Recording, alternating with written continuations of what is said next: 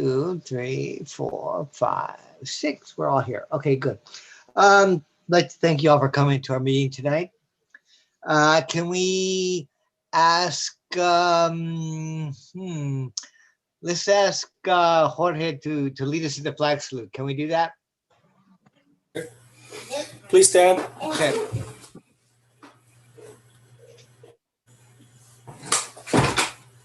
Right hand on hearts. Ready? Begin.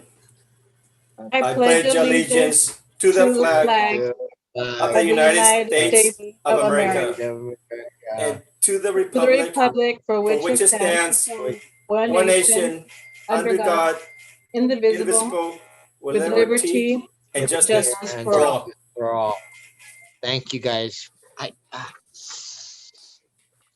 right. Okay. Somewhere we have the meeting norms posted. Mhm. Can I get a motion to adopt the agenda? So moved. So moved. Phil. Oh, second. So Trustee Moved Ocampo, by Trustee Ocampo, seconded by Trustee Salzberg. Any discussion? All in favor of the motion, say aye. Aye. Aye. All opposed? No. Okay, motion passed. So the agenda is adopted. Report of action taken in closed session, Mr. Burns. thank you, President Tavera. I have two items tonight to report. So the first is on a motion from Trustee Zazie Jones and a second from Trustee Ocampo and a vote of 6-0. The board has approved a leave of absence for employee 8073.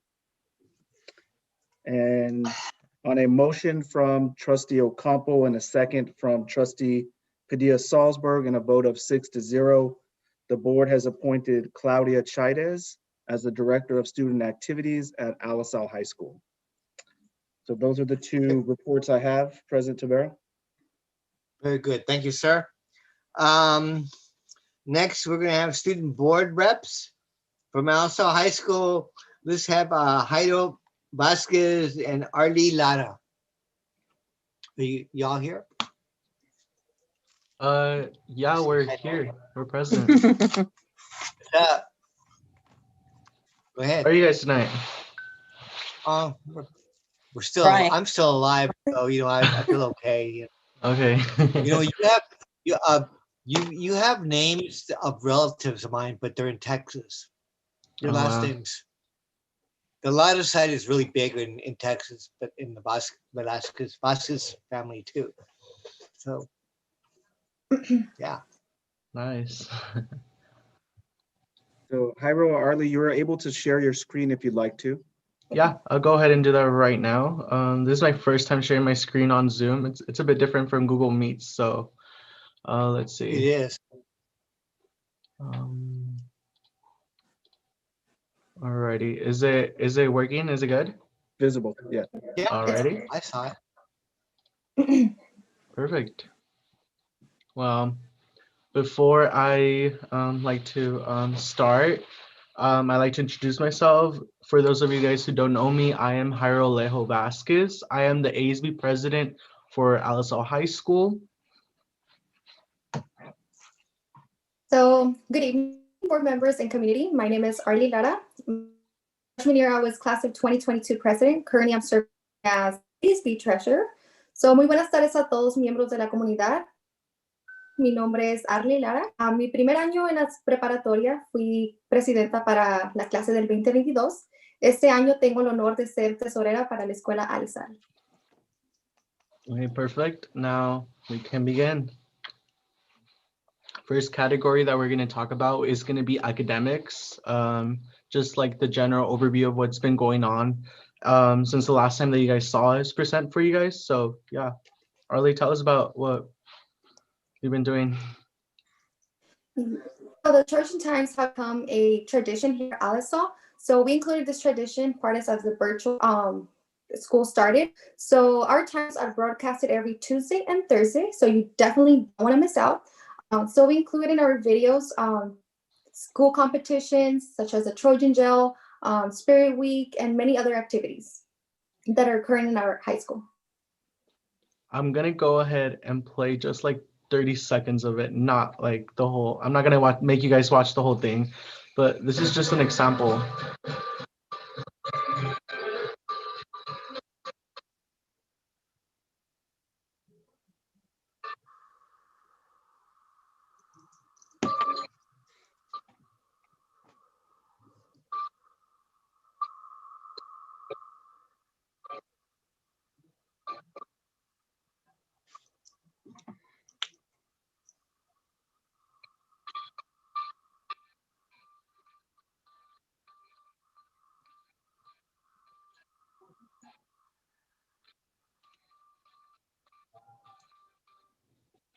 Alrighty, that was a very brief example of how our announcements are. Like I said, they're Mondays and Thursdays only.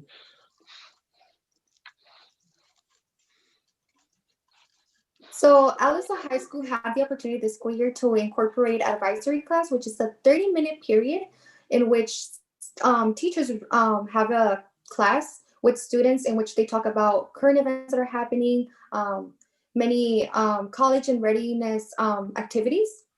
So at the beginning of the semester, our teachers did discuss the capital in a way that it didn't incorporate their opinion, but it led a healthy discussion to inform our students of the current events that are happening. Transitioning from that, we are transitioning to a Martin Luther King, which we will be going over his life, his some of the impacts he created, and the mark that he's leaving. Yeah, so we found it very important to talk about these very sensitive topics just because I feel like in general, we need a lot of unity, whether that being just in our community, but in the whole world. And we found this as a healthy outlet to just show examples of what a peaceful protest compared to a riot would look like. And we found it a perfect opportunity to showcase it. In advisory, we also, not just of what happened recently, but in advisory, we take moments to like reflect and talk about the current situation that we're in as well. Moving on, we have college and career readiness. I believe you guys are very familiar with this program that we have here at offered at Alisal. We have these various lessons that are now hosted in advisory. Before the pandemic, they would be hosted in all English classes, freshman to senior year. But this year, we really focused on seniors just because for us, it was the last bit. It was crunch time, whether that was college applications, scholarships, and all that. And talking about scholarships, our most recent college and career readiness presentation was about scholarships. What are scholarships? Where do you look for them, and how to apply, and how do you create a Scholly program? Sorry, a Scholly account. So what is Scholly? Scholly is a program that Mr. Garcia decided to purchase for all the seniors this year. Scholly basically is an online program in which you put in your information, your transcript, I believe, and you go ahead and it links you to all the most accurate scholarship opportunities that match with your profile and your degree that you're going to go into. So I used it only once just because I already had some scholarships in mind, but it's a really simple way for students that have no idea of where to get scholarships to venture into. So I do appreciate that Garcia did get us this for every senior. The 1 year subscription doesn't end until you activate it. So that's a cool thing. So let's say that seniors are waiting until the very last minute. It's not gonna end. It's not gonna end by the end of May. It's gonna start actually from when you activate it. All right. So now we're moving to make your mark. With the current situation, we're not really allowed to connect with students in a physical manner, but this is what we're going to talk about, make your mark, what it means to us. Make Your Mark is our new social media campaign in which we allow students and staff from LSL to reflect and just think about the ways that they've been impacting our community for a better purpose. I know we're not really allowed to do much with it, but it's more going to be simple things like acts of kindness, such as you're doing chores at home. You're going to snap a picture about that, post it on social media. Look, I did chores, I helped out my family. Because believe it or not, these little small acts of kindness actually lead to very positive ways that it looks better on our community. And we just wanted to make sure that like Alice Sao is represented in the most great possible way. So yeah, this is our new social media campaign, Make Your Mark. Last semester it was what is school culture? So yeah. So although we're in very difficult times, so our Link Crew leadership program still continues. So this is how our Trojans are continuing to making a mark. So we currently have 44 students enrolled, juniors and seniors that are enrolled in this program, in which they lead activities with the freshman class, and they discuss how to transition from middle school to high school in the most smoothest way possible. We also do fun icebreakers that the students and the upperclassmen can connect. And our Link Crew is actually is led by Ms. Bundan, Mr. Bundan, and Mr. Solis. So the way that they only connect with the students, they also connect with each other, the link leaders. So we held our winter competition in which they created virtual Google slide presentation and how their ideal Christmas party would look like. And we held a competition and they actually enjoyed it. And this is how we connect during this difficult times. So this is some pictures of our that are happening. Alrighty, going back to the college aspect, Ms. Huerta, she's our senior coordinator here at LSL. She's also the junior and senior avid teacher. This year, she managed to still pull through, still help all the seniors that needed help with scholarships and needed help with their FAFSA and their college applications. I know they keep pushing the deadlines to some of the schools, but she wanted us to have those applications submitted as soon as possible. Realistically, as to what it would be like having an actual deadline. And here on the right, you actually see a picture of what she did. So she went ahead and made all the seniors out of her own pocket senior boxes in which she had treats and a couple of other notes, like just saying thank you for applying, and yeah, she's a huge support system for all us seniors. I just think she's amazing. On the bottom left corner, you see some our seniors posing with their college applications after submission. So yeah. Before I conclude the presentation, the examples that I did show right now are all ways that people are making their mark at Alisal, whether that being at home or on campus and stuff like that. This is just, like I said, examples of what Make Your Mark is going to mean for Alisal. So yeah, this social media campaign is probably going to start at the beginning of February, and we're going to start and end to the end of May. Yeah, we're gonna end this in May. We're just hoping to bring connections with students, teachers, and everyone. I feel like these are, like I said, these are difficult times that we're in, and this is just one of the smartest way to see how bright our community is doing during these times. Also, this is my last board presentation with you guys. I am a senior. This is the fourth time that I present with you guys. This is my last term. This year I had the honor to be ASB president. Last year I was ASB vice, and well, I'm really just wanted to thank you guys for letting me promote LSL and showcase it to you guys. It means a lot to me. I've learned a lot. And Okay, well, thank you for being here and doing good work. Mr. Tavera, would you Yeah. like to make a comment? Go ahead. I just like to thank Jairo, Alejo Vasquez, and Arlie Lara for the very transparent and wonderful presentation. You had grown up so much, representing your leadership as board trustee, board trustee students. And, I'm happy to see you as the board president, Mr. Jairo. And also like to send my best thanks to Ms. Huerta for being that kind of a school teacher that is, not commonly. So she's unique. So thank you, Ms. Huerta, for supporting these students in their way out to colleges and filling their essays and be prepared for college. Thank you, Mr. Tavera. That's all. Thank you. Anyone else? You guys did really well. It makes me proud to say that I went to Alisa High School a long time ago. So you guys did really well. Thank you. Okay. President I guess Rivera, next we have. you have trustee Huh? Rubio has his hand up. Yeah, Oh, yes, sir.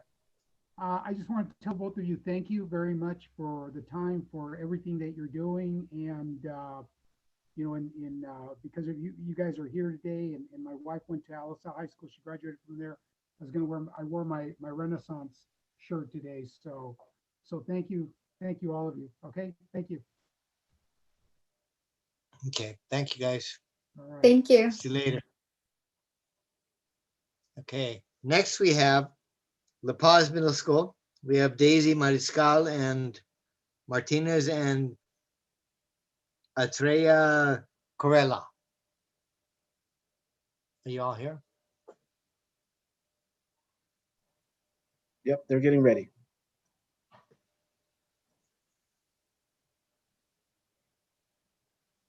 Go ahead. Or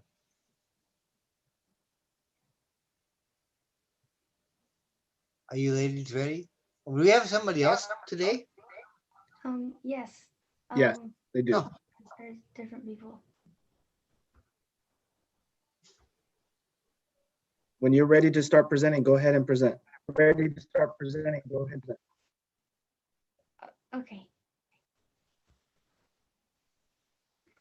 Thank you, Salinas Union High School Board and Mr. Burns for allowing us to present to you the best middle school in the district, La Paz. I am Krista Sarai Gallardo Veros. And I'm Nicole Cristanja da Gala. We are both 7th graders at La Paz. Academics.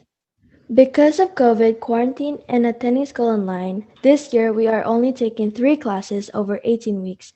Every 9 weeks are called learning cycle instead of quarters. Why? Because after 2 quarters or 1 semester, we have completed a whole year of those 3 classes. Sounds confusing, but we understand it. We start our presentation with some great news about our students passing classes in learning cycle 1. 87% of our students passed all their classes. That's over 1,000 of us. Isn't it great? Learning cycle 2 was a bit more challenging for some of our students, but the number of students with over 3.0 increased by an average of 3%. Over 200 of us received straight A's. On October 29th from 4 to 6:30 p.m., there was a drive-through celebration for students earning Renaissance. Over 300 families came out to get their recognition.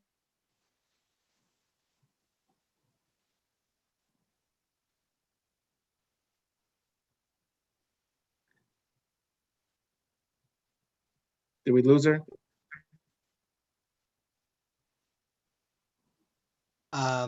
Maybe. Yeah, Krista, we lost your voice there, your sound. Oh, until we're Get her now.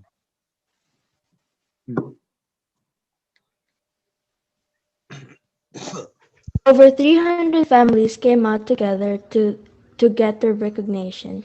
While social distancing and wearing their PPE classified staff.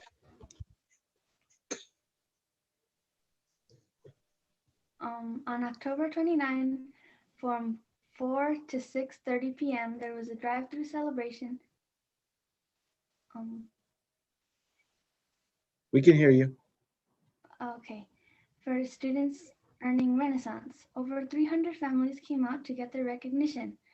While social distancing and wearing their PPE, classified staff, teachers, and the principal were there. They had posters. They cheered and praised their students for their incredible efforts. Staff is planning the Learning Cycle #2 recognition for early February. Synchronous. We all learned at least two words this year, synchronous and asynchronous. Many of us are still struggling on how to pronounce those two words. You may be curious as what our day looks when we are learning synchronously. We have included a few pictures of what we see from our computer. Yes, there is a teacher normally at the corner of our screen. Sometimes our fellow classmates show their faces and unmute their mics to talk, but most of the time we see a black rectangle with a circle in the middle that contains a letter or an avatar. We normally have a chat open on the side where we can write comments, answers. Writing in the chat is sometimes easier than unmuting your mic and worrying about the noise in the background. You can see three of the applications we're using to teach us. There is Zoom Meeting with a Google Slide presentation, a Kami with a Loom lesson embedded, and a Padlet. New to you, they were new to us at the beginning too.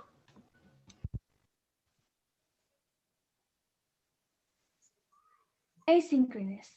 The other format that we use mostly on Mondays or if we cannot make it to our synchronous classes on time is asynchronous learning.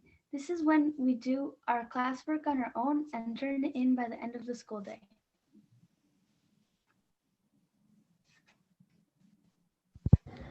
Students, not only are we learning our subject content online, we are learning how to learn online. We are learning to use a variety of online tools. Some of the tools pictured on the site allow us to show work or input responses. Some make us practice new skills to mastery, and some allow us to demonstrate our understanding in creative ways.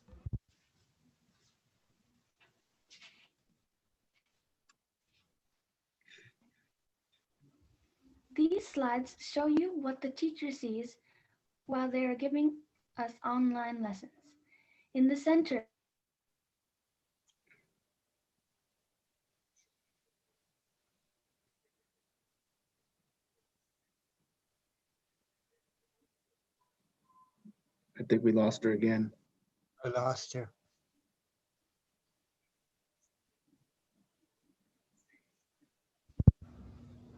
In the center is a program that allows the teacher to see all the students' screen while giving the lesson live. Some teachers are working from home and some teachers are working from school. PBAS. Even though we are distance learning, we still stay connected to La Paz Panther Way. Be respectful, be responsible, and be safe. PBIS recognizes us, the student at La Paz who are doing very well academically and are improving. We also receive recognition when we follow the Panther Way. Here are some pictures of a few Panther who won our weekly Panther Buck raffle, and we have included a hyperlink is our monthly PBIS virtual awards ceremony.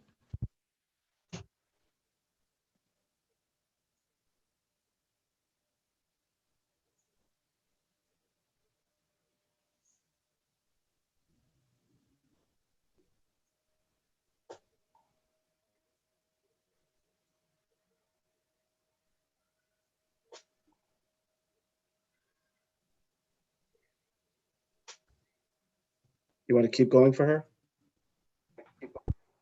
Yes.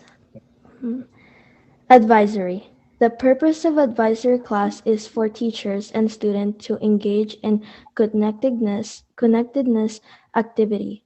At La Paz, we continue to follow our weekly plan with lesson dedicated to the Panther Way on Mondays, personal planning growth on Tuesdays, mindfulness and our social emotional wellness on Wednesday, organization study skills and college awareness on Thursday, and Fun Fridays with ASB and current event lesson and activity.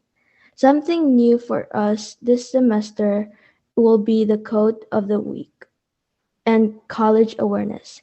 Here are some few samples of some of the activity we engage in. Thankful activity, common statement where students wrote thankful notes for family or having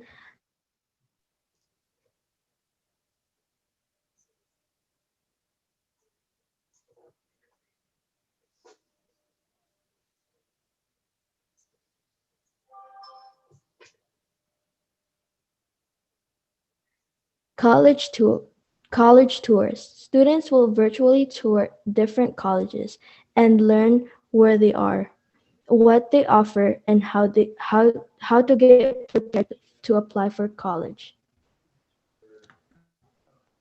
Parents. La Paz encourage parents' involvement by offering holding many different types of community meetings, monthly cafecito meetings with the principal, weekly parent meeting, community liaison, well-informed parents, parents' right, student responsibility, expectation. Can you hear me? Yes. Okay. Our leadership class and ESB put together informative and fun activities for the students to feel connected to La Paz. We currently have 13 clubs. We continue to have spirit weeks that include virtual game nights, movie nights, and afternoon social dance parties. We also showcase the students in performing arts classes to have them inform us of what they have been doing all semester. Athletics. Students have created jerseys that represent them and their favorite sports. Students participated in the following events in La Paz Middle School Virtual Sport Jubilation before winter break. Students met on Zoom and did 8 different fitness ball challenge. By participating in agility workouts that you commonly see in many football practice. Feel free to join us on Friday, February 5th. Thank you for allowing us to share La Paz Middle School with you this evening. We are proud of our school. Go Panthers! Go Panthers! Thanks, ladies. Can you, the names they're here on my agenda are not correct. Can you tell us your names? I'm Nicole.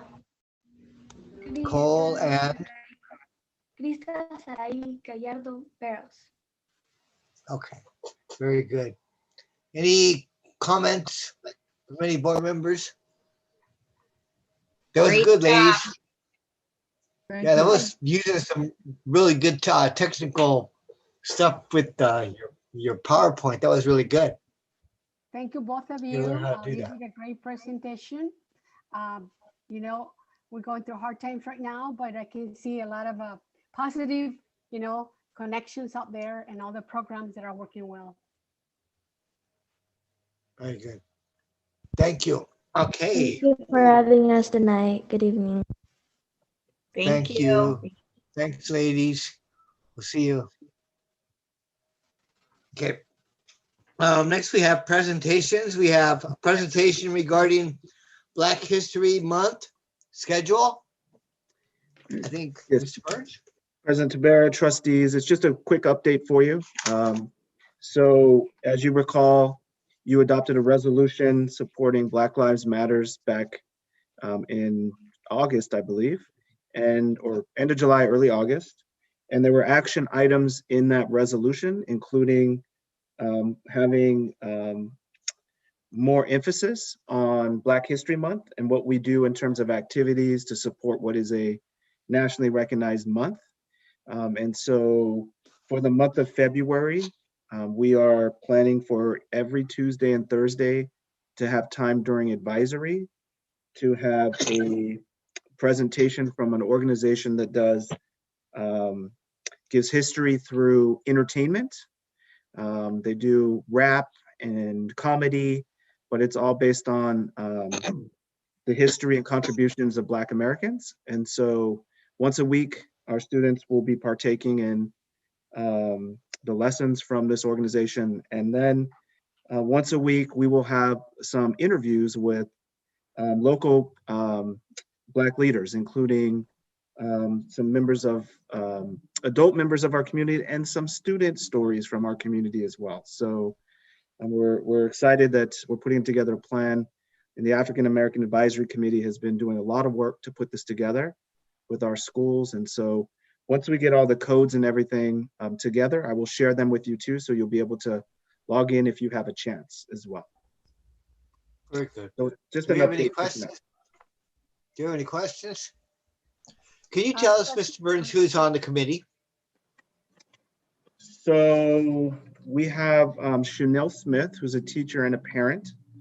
We have Tamisha Allen Smith, who is a teacher and a parent as well. And also members of the local Black and Brown Coalition, and do some educating in our community. We also have Nicole Robinson, who's a teacher in our school district, also has children as well. And then we have parents. There's Asia Gollery, who's a member of our committee. We also have had various different people come aboard and throughout the several months we've been working together. But we have Laurencia Walker, who is a faculty at Hartnell College with us. We have two teachers from Salina City Elementary School as well. And Will Terry, a teacher from Salinas High, has participated with us. In fact, he was the one that connected us to the company that we'll be using for our presentations as well. So very, very good group of people, and it's difficult to allocate time. So we understand that sometimes the meeting might have 2 people and another time it might have 7 or 8. We also have Rosalind Green, who participates. She's a member of Building Healthy Communities on the Monterey Peninsula. And so she's supported us as well with looking through a lot of our work through multiple lenses: parent, community member, social activist, etc. Do you think in the future we'll have the pleasure of meeting them when we can all come together, when all this is over with? I think you'll have them virtually before that, yes, and then in person at some point, absolutely. That'd be good. Any questions? Well, thank you, sir. Oh, go ahead. I just have a comment. I'm glad to hear that there's so much diversity in the group. And we met these ladies before from the Monterey Community Advisory. So yes, indeed. I'm like Trustee Tavera, anxious to see them again and meet them again in person. So wish you good. Very good. Very good. No one else? Okay. Next we have district communications, employee organizations. I went with the SVFT first, but I think I'll go with them second. Do we have anybody from CSCA? So President Tabera, neither of the organizations are going to speak tonight. What? Okay. Yeah. All right. All right. Next we have board members. So let's start with Trustee Jones. Not much tonight. Just keep up the good work, everyone. It's always such a pleasure to hear from the students. And they are clearly remaining strong and positive, and are learning, which is wonderful. So keep the faith, light at the end of the tunnel. Very good. Thank you. Let's go with Trustee Rubio. Oh, go ahead and just pass on me for a second, please. Pass? Yes, pass on me Okay. for a second. Trustee, huh? Just come Okay. back to me. Just come back to him. Yeah. Okay. Trustee Rojas.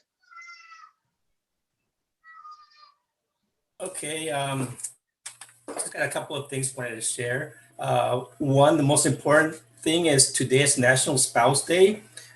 National Spouse Day is celebrates the bond between 2 people. I told my wife we kind of over bonded for the past 10 months, so it's really not a big thing. That's today's day. Number 2. Tell my wife. So today, this afternoon, afternoon, I attended this, it was called a Parent Power Summit 2021. They have this every year. And this is held by Central Coast Early Childhood Advocacy Network. And so what it is, it's got service organizations, it's got parents from Monterey County, Santa Cruz County, and San Benito County, and talk about the issues surrounding their communities and their counties. And we kind of go into a breakout room and talk about different issues. So it was very good. It was a couple of hours. It was from 2 to 4. We had a lot of community leaders here from our area participated, like Maria Echeverria, Norma Horton, Alma Loredo, among other leaders. So it was very, very well presented and a lot of information to share. The other thing is there's a showcase called the National Preps Collegiate Showcase. What this is, it's a showcase where all the top football players go, and we have college scouts there scouting the players, and they'll pick an MVP, who the top player in that showcase is. So I asked the parents' dad if I was able to share this, which is something new, that his one of our students became MVP at the showcase in Vacaville. And so this is Jason Polodishuk. He's the son of Brian and Marie. He attends Salinas High School. He's a senior, linebacker. His coach is Steven Zank. And so what he did, he earned the MVP at this showcase. And you know what's remarkable about this young athlete is he's 6'2", 199 pounds. Aside from his athletic ability, I mean, he played football, basketball, lacrosse for Salinas High, and also he did ice hockey on the side. But what's remarkable about this student being an exemplary student athlete is that he has an A+ GPA, 4.325. So that was very impressive. Being voted MVP at this showcase, having a high GPA. So I'm very fortunate, looking forward that we're gonna have someone in the NFL pretty soon representing our area here. I mean, the last one we had was Chris Dahlman, came from Palma High School. Now we'll have Jason coming up from our district. So it's looking very bright, and I'm very excited about the parents. And I told him, congratulations, you did a great job of bringing this young man. The fourth thing I want to talk about is we're expecting a storm, possibly tonight. It's going to go in for a couple of days. Just want everyone to stay safe. Make sure that you have enough juice on your laptops, because if we have power outages, I mean, we are not going to have any power electricity for, I don't know for how long, but just be prepared, stay safe, stay inside, and hopefully, it doesn't affect our learning for our children, our distance learning. But overall, just don't go if you don't have to go out for the next couple of days. That's it. Okay. Trustee Badia Salzberg. Thank you, President Tabera. Trustee Rojas took my little words away from me. I was just going to mention to everybody that it's expected possibly that we might have a power outage. So let's all charge our phones and our laptops and everything tonight, because we just don't know. So assure that our kids are ready just in case we have school tomorrow. We just, to be ready for tomorrow. Again, just thankful to all the staff of the district for all the work that they do right now. And our students, just giving them the motivation. Any students that are listening to us at this meeting, giving you the motivation to keep moving forward. And I'm hoping that soon you will be back at school and be able to start your social life, because I know at your age, that was my biggest thing, was to get up and get ready and go to school. That was our big event, go hang out with our friends. And so right now we're stuck at home. So I can't even imagine what you guys, the students at your age, middle school and high school, are going through, because that was the highlight of my life, was just to get ready and go to school. Of course, learning, but just to be with my friends. And now I don't get to see my friends and hang out with them. So I just wish you all the best, students. So just be patient. We'll get through this. Thanks. Okay. I guess go ahead and go, Trustee Ocampo. Good evening to everyone. I'd just like to share that I gather information about a probably bill who will be presented to the House and the Senate in regards to immigration reform proposed by Biden, would alleviate anxiety, fear for thousands of California children. So if you can download the information, it's pretty much. It's about 2 pages and a half that I don't want to read to you, but it's giving me pleasure to share with you that if it goes through, a lot of our students are going to become naturalized citizens of this country, and their hopefully their parents eventually within 8 years or 5 years. So I'm happy to share that with you. Also, I received a letter from a parent from Salinas High School that she is very unhappy about the school lunches that are serving in our district, and she would like to know if there's any way that we can provide a more healthier and nutritious lunches for our kids. She's saying that if in another meetings people get to eat steak and good meat, why our children doesn't eat the same stuff? So I already emailed this information to Mr. Byrne, so he can follow through. And third one, another parent from Salinas High School in regards to conditioning in sports. Will not talk too much about it because my superintendent will be online in an open meeting explaining about the new changes that we all go through. Okay, taking in consideration COVID-19. And lastly, I would like to say thank you to all the parents and the school teachers and the students and classified and certified and community as a whole for keeping watching our videos, either Facebook or YouTube.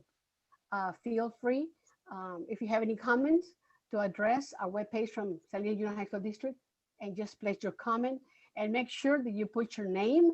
If you want your comment to be read out in our meetings, please put your name. Thank you so much. And I wish to say to all our students that we're going through hard lives through COVID-19, but it looks like we survived already 10 months and we're moving forward positively with the administration and the stakeholders. So, just hang in there.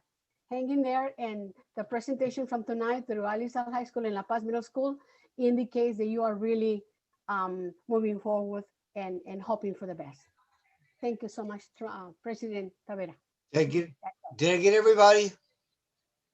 Okay. Carlos, Trustee Rubio. Yeah. Carlos, go ahead. So I just want to say about the Black Lives Matter and the movement that's happened, and I got to tell you, I'm very happy that these things happened, that these demonstrations happened, and it shed a lot of light on a lot of the issues happening in our country. I know I've mentioned it, a number of times, but I work for a company called Nationwide, and they're the #4 carrier of insurance for businesses, homeowners, and #1 in the agricultural industry in the country. And I've been with them almost 21 years. And I was part of their first diversity and inclusion council when the company started that. They had a short history there of what they call redlining, which means that they were lining areas of cities where they wouldn't sell policies, and they got pinched by HUD, the Housing Urban Development Organization of the country. Anyway, they responded. They opened up some centers. And why I'm saying this is because we're putting out about 2,000 kids every year into the labor market, and it's important for me, to changes happen. So I became part of the first diversity and inclusion council, and then it kind of died down. Then we had the Black Lives Matter movement happen, and I was happy because the company decided to stop giving out money to a lot of the politicians in their area, and along with that, they started giving money towards social justice programs. And all you have to do is look at the census for the state of Ohio, where the company I work for is located, and you can see, at least get an idea of their eyes of what they see in the middle of is. And like I said, what's important for me is these changes are being done on a large corporation of this scale. It has affected them. They gave us time to talk, to do something called a pulse check. And like I said, it's important because every student that we put out is going to end up with I hope ends up, with a company that's treated me well and that pays well. And then, and it's a good company to work for, but it's some good steps. And I've seen other companies doing that. And, I just want to share that with you. The other thing is we're going to have two All In for Equity events put on by MCOE, and hopefully the superintendent can put a note out there for those dates. So that way, if you want to attend them, the last one I attended was really good. And there's a lot of good stuff on there, just a lot of good stuff in there. I won't go into all the details, but that's it. So thank you to all the students that were here tonight. I appreciate it. If you're here watching this on your own channel or your own computer tonight, thank you for being here. And for all the guests that are here today, thank you. Anyway, that's it. Thank you, President Tavera. Thank you. Thank you very much, sir. Okay. Yeah, I would want to. I want to say a couple of things.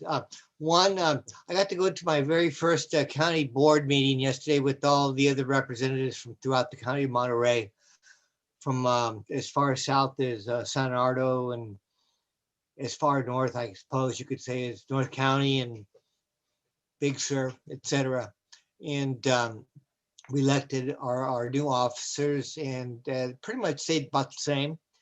I think the board is going to for our next meeting, we're going to be developing hopefully a letter that will go to the Board of Supervisors to ask them to consider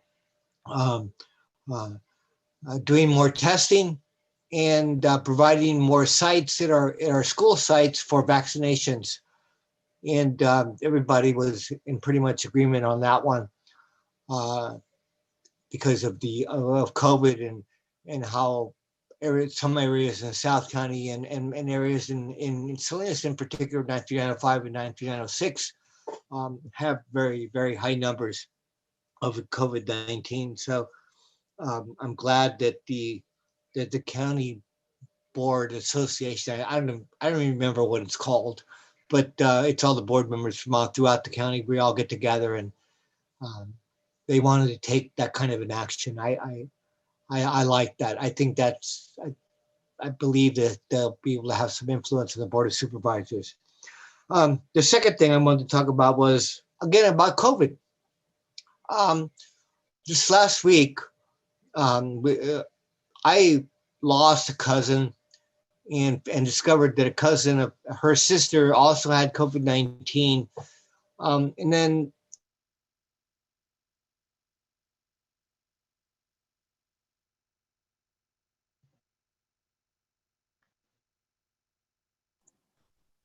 And then you froze up. Yeah. Should we wait a minute, Dan, or? Yeah.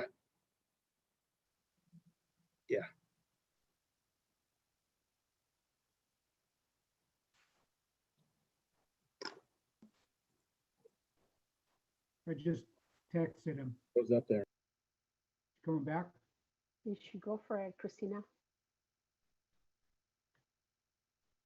Okay. I don't have the agenda in front of me, but I believe we are done with board Yeah, members, so I'll help correct? you out. You're Yeah, up, right? he lost his power. So he'll try to get back on. His power outage in his area. Okay.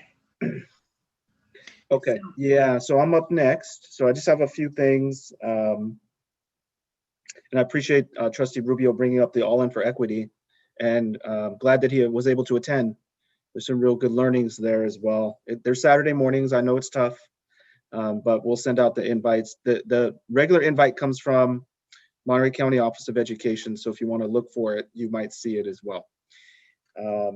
Also wanted to let the board know that board leadership and I met yesterday with Ron Cheshire from the trades. And we talked about some potential opportunities working together here in the near future, and really looking at what we can do to stimulate more students moving into trade types of careers when they're not necessarily wanting to go directly to college. So we will schedule to put this on as a future agenda item so that we can all discuss this as a school board. It looks like I just got a text from Trustee Rojas and his power's out as well. So it's going to be an interesting night tonight. So I will go through the next few items pretty quickly. There is we did, in terms of storms and power outage, we did send information to homes today. We sent out a message on our web pages as well. If you click into our web page, it immediately pops up with an alert, and we threw it out through social media as well. And it's just a reminder for people to remain safe and to charge their devices, like Trustee Padilla-Salzberg stated, and a reminder for students to ask again, this went out early today, how to work offline if they need to work offline as well. So we're hoping that everybody stays safe. The families in River Road area and Toro Park, Corral de Terra, back in that area, our thoughts are with them. They had a difficult summer with fires, and now, although we need the rain, we're not used to 8 to 10 inches of rain in one day. So let's hope everything stays safe out there as well. There's been a lot of conversations in the local communities about a resuming of high school athletics. And so I'm going to share, let's see if I can share this document with you here, which is going to be messaging that goes out here very shortly to our families about athletics. Give me just a second here to pull it back up. Let's see.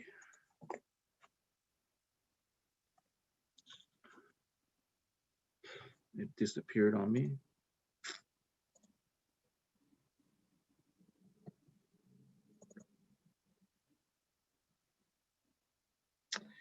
Okay, here we go.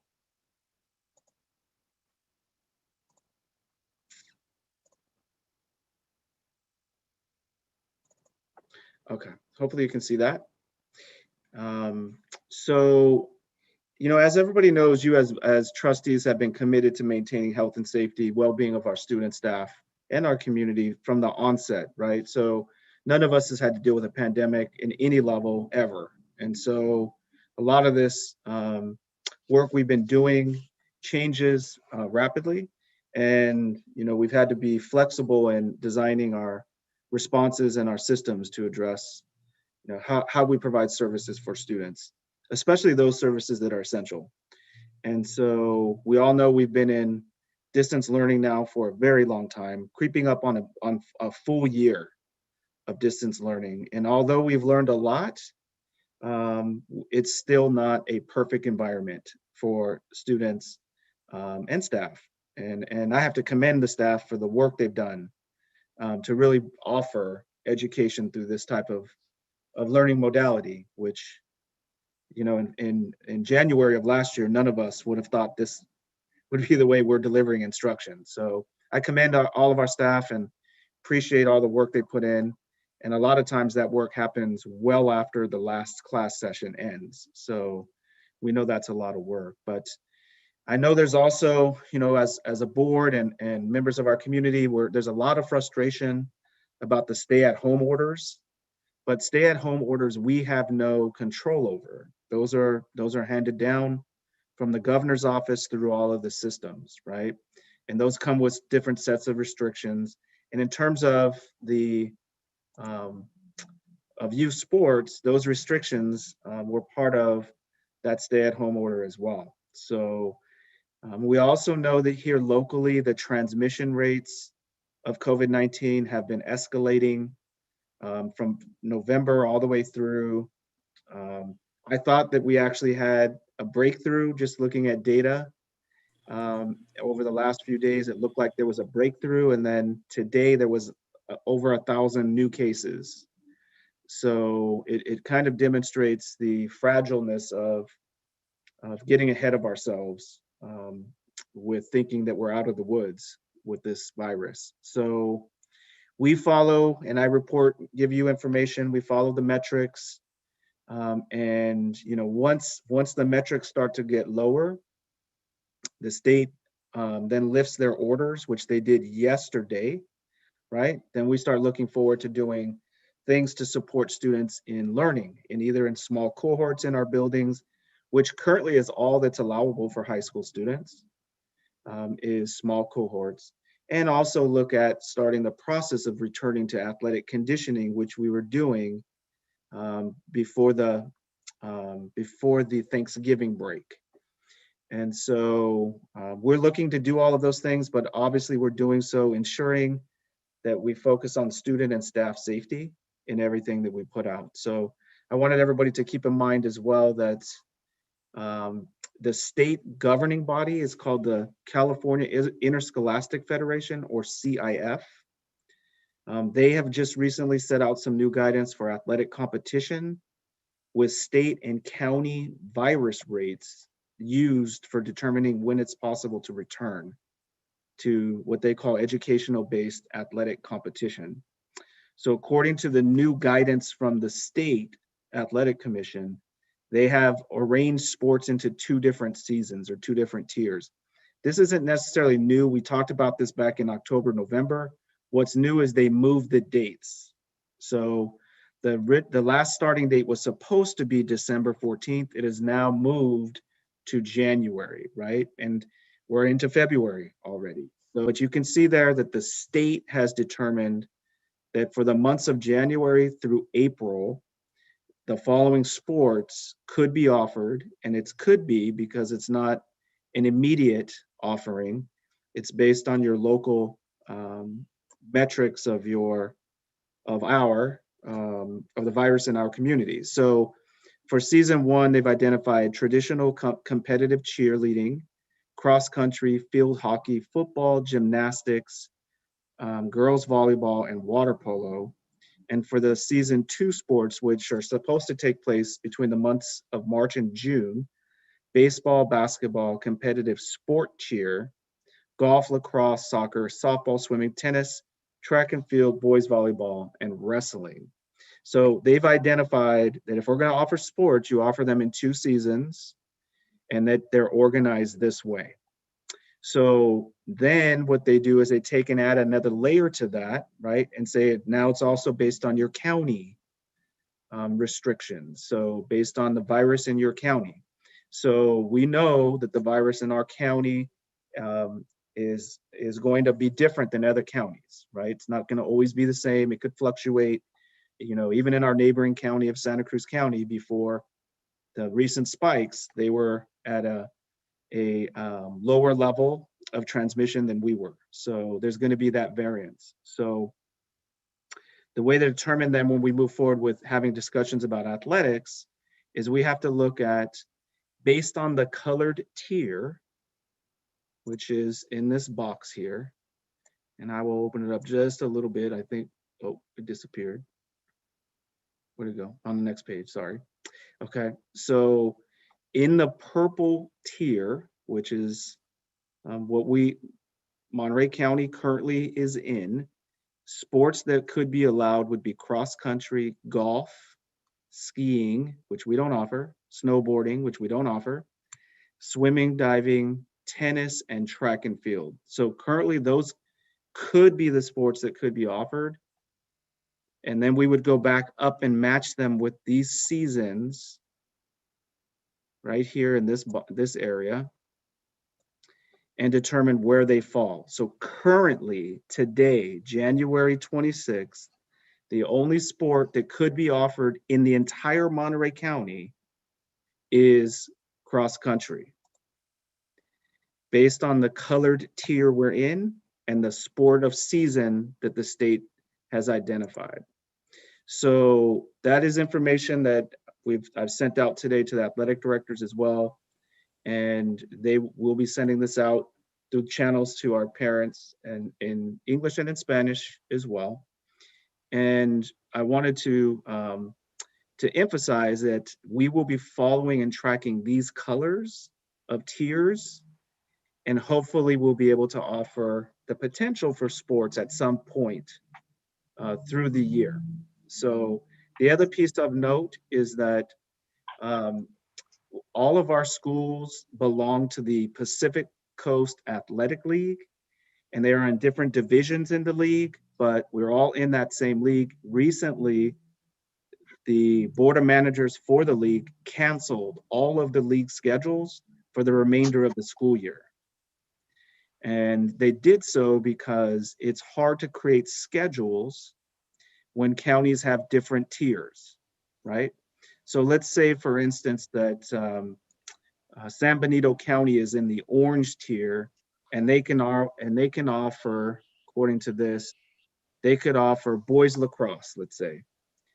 Well, if we're in purple, we can't offer boys lacrosse. So they had to cancel the leagues because you can't create schedules with so many variables and unknowns. So what we're looking for as a district, and I'll bring it to you as an information item for this full discussion with the board here at the next meeting, is looking at the potential to create our own internal between schools competition when it's safe to do so. So that would be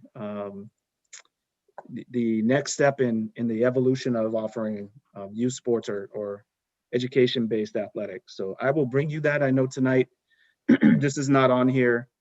It's only on here as a report to you. And so the next meeting we'll bring it back so that we can have a full discussion. The other layer of that is really looking at when do we start having athletic conditioning as well as a return from where we left off back in November. So I'll provide you some more of that information here as we move forward as well. So Thank you, sir. thank you for both of you being able to get back. That's great. Yeah, the power went out over here and where I live at, so it's pretty bad. Anyway, thank you for that report. I did want to say one last thing about the COVID-19 thing. We lost I lost one family member, another one's in the hospital with it again. But another good friend of ours, some of us probably know her. Her name was Debbie Aguilar, and Debbie was a longtime advocate for against youth violence. Her own son was taken away from her when I think he was in middle school or ninth grade, and Debbie made it a point to be at pretty much a lot of the different community functions, and I've known her since I've known her for a very long time. And for my personal, I guess what I want to do was to maybe dedicate our meeting in her memory, because she did so much work on behalf of our young people in this town for so many years. And she worked with so many families that she deserves that sort of recognition. Also, too, if we can dedicate our meeting for her. Don't forget to wear your masks. We're now, the Tavera family is now up to wearing 2 masks, and I would hope that everybody wears 2 masks now. We haven't gone from deep purple yet to purple, have we, Mr. Burns? Not yet. We're still in deep purple. We're still in deep purple. That's another classification, right? So we got to protect each other, and let's wear our masks. So with that, I will move to individuals desiring to address the board. Mr. Burns, do you have anybody? So I have one. President Rivera, if may I? Go ahead. I'd like to make a comment. I'd just like to Okay, go back. because I want to get moving because we have to interview that Yes. person still. Yes. Okay, So I just please. like to- Thank I'd you. just like to go back to Mr. Burns' presentation tonight about the preconditioning for athletics and in regards of COVID. I was happy to hear her presentation because there's so much confusion out there with parents thinking that we're holding ourselves back from opening our schools. So what he explained tonight, I hope that every parent that is watching through our videos can really pick up and understand that it's not the trustees that are against to go their will to opposing the athletics at all or the reopening of the schools. It's just that we need to be playing it safety, first of all, because of COVID-19. Thank you, Mr. Tavera. That's Well, all. but thank you. I hope that people do understand that it's for the safety of our students and our staff. Mr. Burns. So I have one. I will forward you any anonymous letters as stated in our agenda. But this letter says, "Good afternoon, Superintendent Burns and Board of Trustees. This letter is intended to address the lack of athletics practice cohorts at our local high schools. It is my understanding that our sports cohorts could have already been back in session as of a few weeks ago. I can't even imagine any reason why we would not allow our coaches and children who want to participate the right to do so. As a parent of a Salinas High School senior, I cannot even begin to describe to you the sadness and almost feeling of impending doom that our daughter goes through on a daily basis as her entire senior year passes by. At this point, she has resigned herself to the fact that she may never walk the halls of Salinas High again, but to be able to give her and all of the kids who want to participate the right to do so, to do what they love, would mean the world to us, and I know other parents and students as well. Our daughter has been a sideline and competitive cheerleader since she was 6 years old and has also played multiple sports over the years as well. With both of our children, we have always lived by, quote, keep them busy and they will stay out of trouble, quote, motto. This past year of our daughter doing nothing has taken a toll on her mental health and well-being, and she is missing out on what should have been the best year of high school. Instead, she is at home in her room the majority of each day. We have friends in many states outside of California whose children have had full and very safe sports seasons. Is it fair that many of our local children are traveling out of state just to be able to play their sports?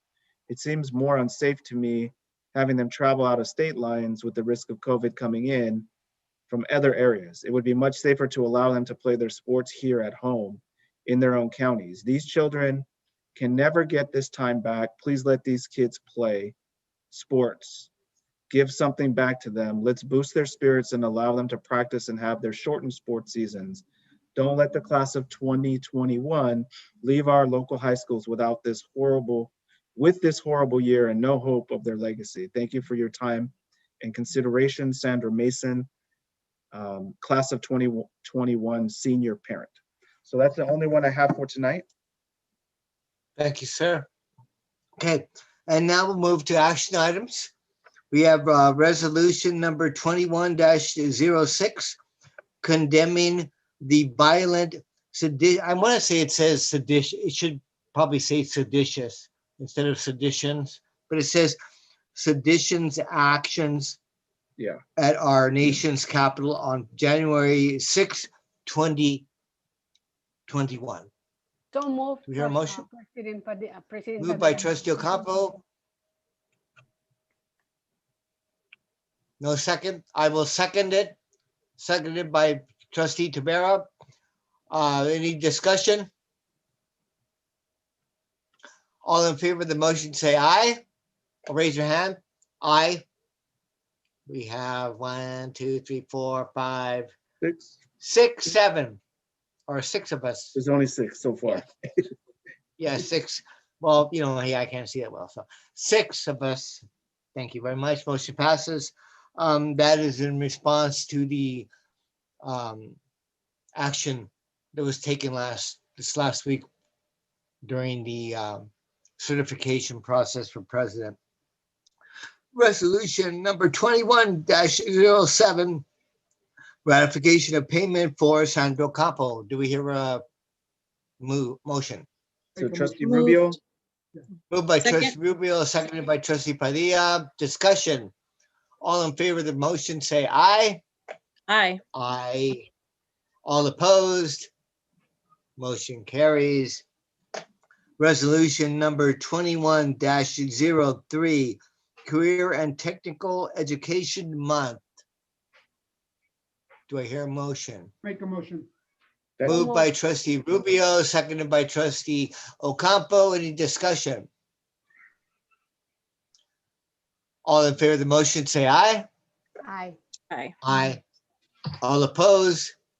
No. Motion carries. Resolution number 21-04, National School Counseling Week. Do you hear a motion for the resolution? Moved by trustee Jones, seconded by trustee Rojas. Discussion. All in favor of the motion, say aye. Aye. Aye. All opposed? Okay. You're okay. So motion carries unanimously again. Yep. Now move to information items. First reading of Director of Pupil Personnel Services job description. Questions or comments? Okay. Now we'll move to first reading of board policy number 5141-5, mental health. Questions or comments? Yes, ma'am. I had some questions and concerns, but I had my questions and my concerns answered by the superintendent. Thank you. And I'm also happy that we made the updated revisions. I'm happy that we're going to continue having that relation and that our board policy reflects that, because it's really important right now through this time that we have policy that reflects that we have that relationship with anything that has to do with mental health, because we don't know what our students are going to be needing once they all come back. Exactly. So I appreciate that from the district assuring that that's happening. Thank you. Very good. Thank you. Yes, Yes, sir. trustee- Trustee Rubio. Perfect. On this right here, I'm glad we're looking into it, and when it comes back again, I'll get my vote and all that. But on this topic right here, some of the parents that wrote before when we were going to open up the schools, a lot of those emails that I got were along the issue of mental health. And I'm just hoping that the school, and I'm directing this to the president and the board and the superintendent, to see with those emails that showed up, if anybody is reaching out to those people from our school to see how they're doing. And even the person that sent the email today, I don't know if it's, if it's a mental health issue to the level where, we need something for those students, maybe reach out to them. But I can tell you those emails that I got, the way they talked about their kids and the stress the parents were under, and if there's anything we can do to talk to them or anything, at least they, some suggestions where the parents at least can do something with them, give them some guidance. If they can take them for a walk, take them out to the park, do something one-on-one, something to help them along where they just don't think they've been abandoned. But some of those concerns are, they're pretty serious. I looked at them, I go, oh my God. So I'm glad we're doing this, and I hope something can be done, because I know the sports is important. I know all that is important, but this is good. Thank you for doing it, and I hope something else comes of it. That's all. Thank you. Very good. Mr. Burns, would you like to comment on that one? I agree. So Okay. we follow up. If I get an email from a parent about a mental health issue, I connect it with the principal. The principal then connects parent student with services as well. So we've also built time into the schedule for advisory, which is a check-in, an opportunity for teachers to check into and then get students additional support who might be reaching out to them beyond advisory for additional support. So yes, absolutely. And we can consider in board leadership, when we plan the agendas here the next time around, talk about bringing in our mental health support team and have them talk about services that are being provided as well, so you can see what's going on. Carlos, did you have something else? I did. I just want to say, hopefully the people that have sent those emails with those kind of concerns, can have those addressed. You don't know if they're just blowing off steam or if there's a legitimate concern. And I think if somebody sits down and puts it on paper, how stressed they are about all this whole thing, that to me is, they're telling us, they're telling us what their issue is. And I don't think we should, let that stuff go. And I think I've been CC'd on a lot of stuff. I don't know if you want all these emails back, I'm happy to send them back to you. And I thought, everybody was sent on those. So anyway, that was it. It was like 27, I think, persons that sounded that way. So Yeah. that's all. Absolutely. Thank you. Thank you. Okay, Trustee Ocampo? Yes, I just like to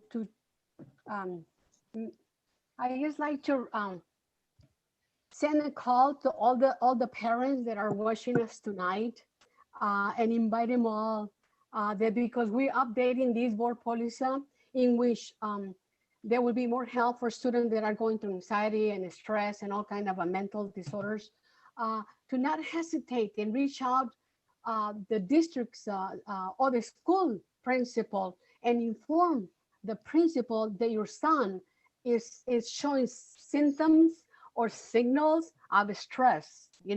I think we cannot all do it alone as a district or the teachers, but we need the input of parents.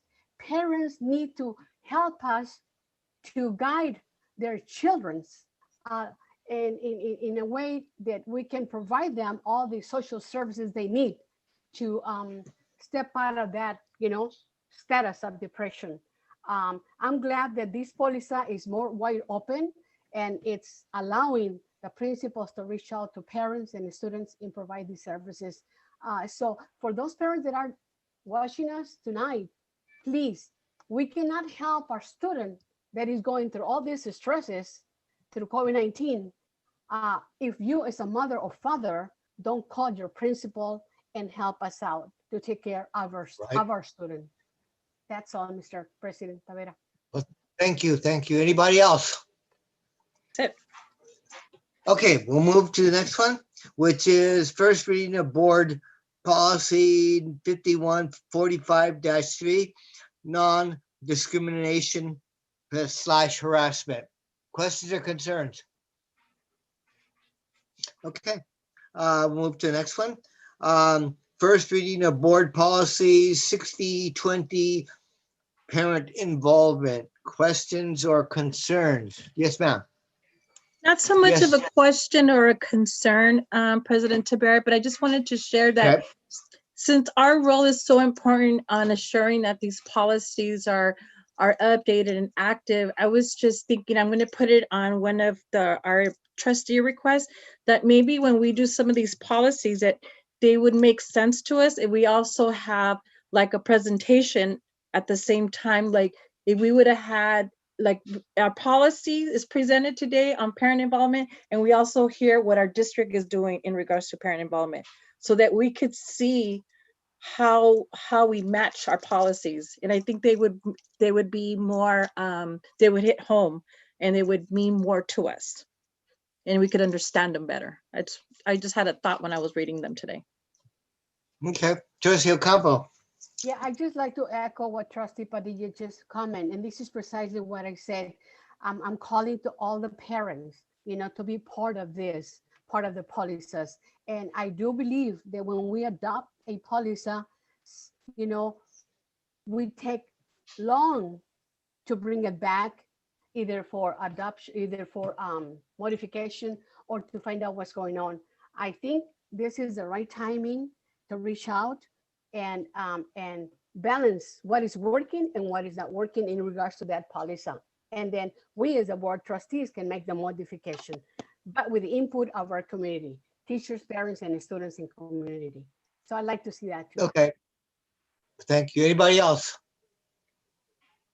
Okay. Now move to quarterly complaint report on Williams settlement, second quarter report.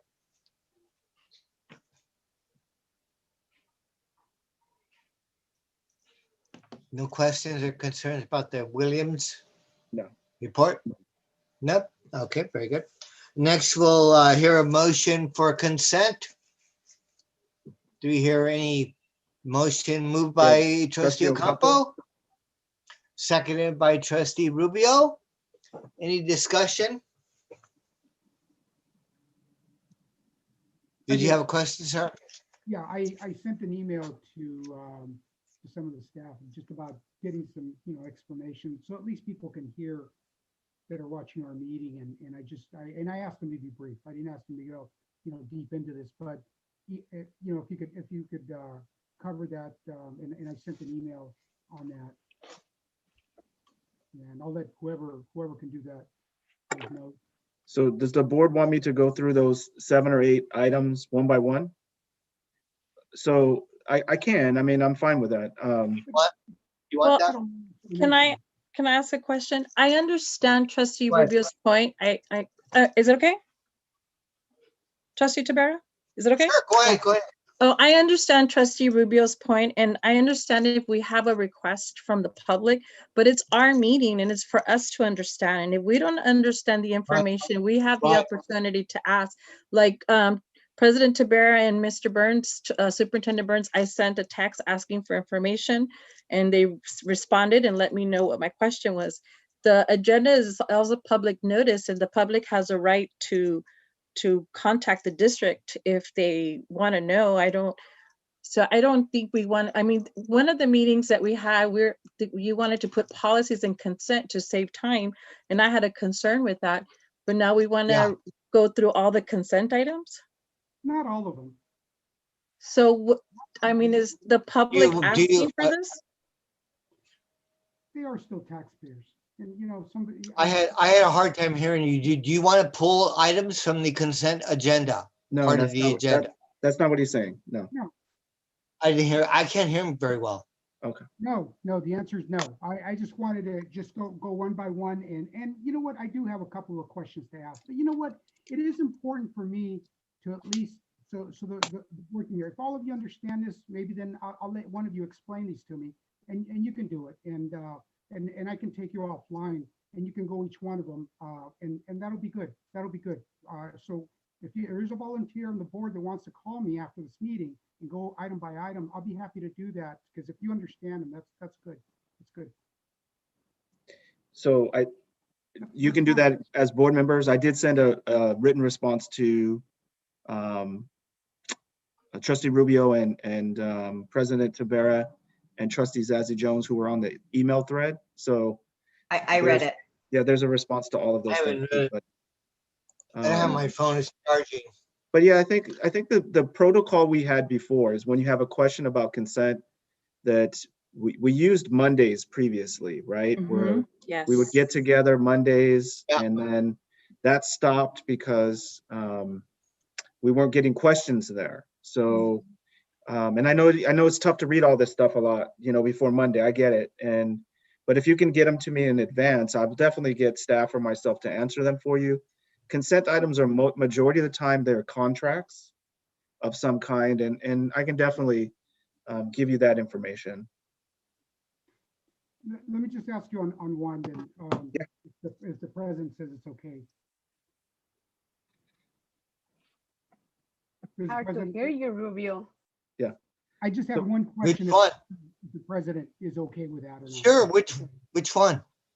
That was on the ASB, on the training for, for the accountability with the, what is it? I don't know if I can say it right, FMAT or fiscal. Yeah. I think. Yeah. But it seems like every year that we do the audit, we seem to have a finding there all the time.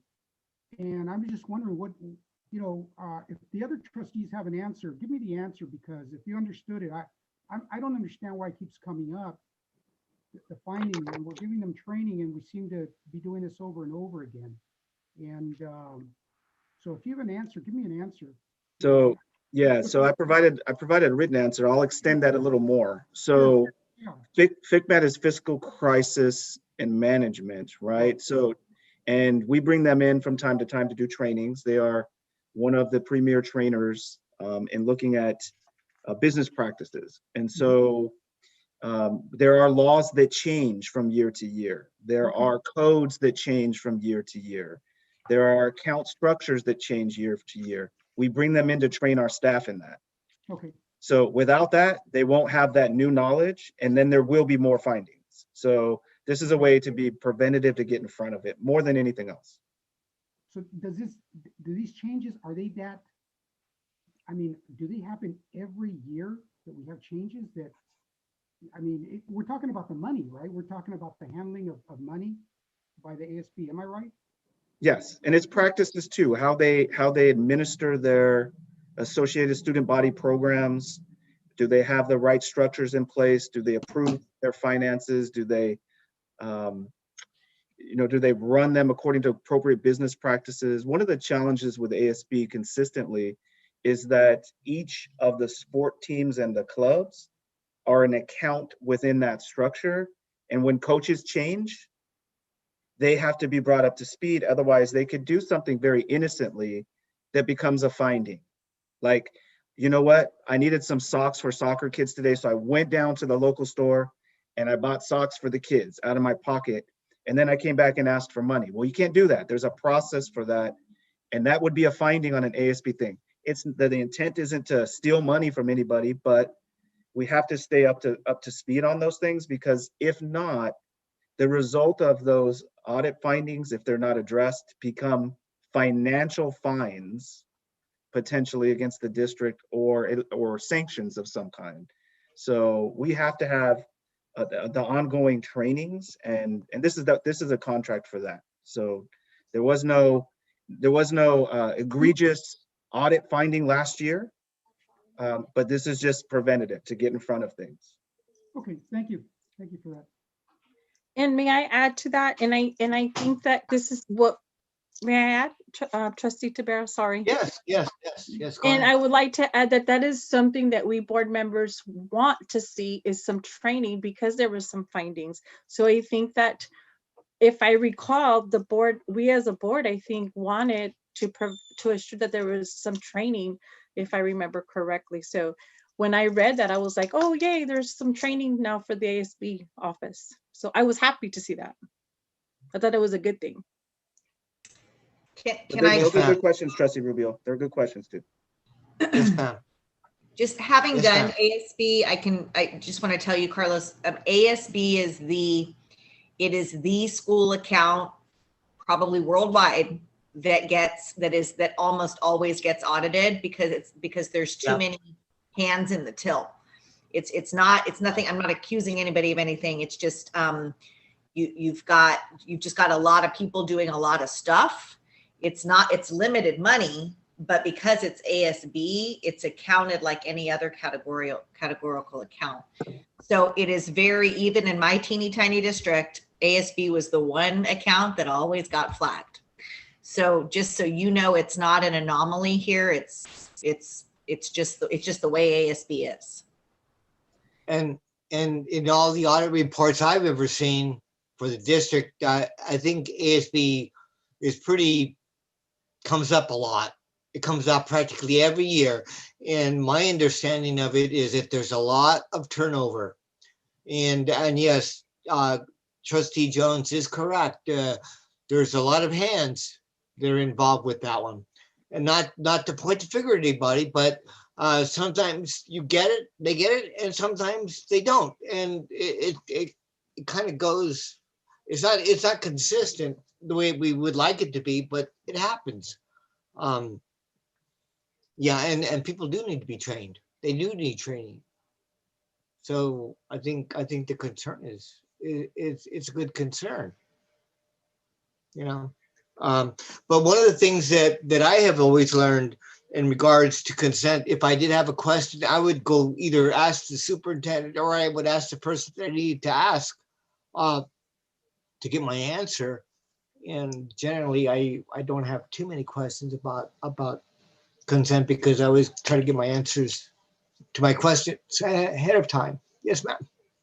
Yes, Trustee Ocampo. Yes, I like.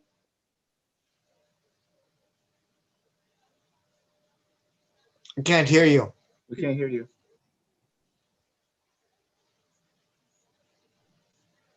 Trustee Ocampo, we lost your voice. I can see you, but I can't It hear you. is possible There you go. to do a presentation for us, so we all become acquainted about SBA, and then after the presentation, then we become familiar with the protocol. I think that's something that I like to see a presentation, even if you have to go through special board meeting, if the rest of the board wants to do it. Yeah. The only thing I would say, Trustee Ocampo, is a lot of this is getting into the weeds of managing the Yeah. district. So there's a manual for ASB that's like this thick with policy, practice, protocol, and Ms. Aguillon oversees that as the staff person for the district. So I will tell you the opposite side of that is, you all know I left here for a year, was a superintendent up north, and their auditor brought to us no findings from ASB. We immediately went out for an RFP for a new auditor because that means they weren't checking right.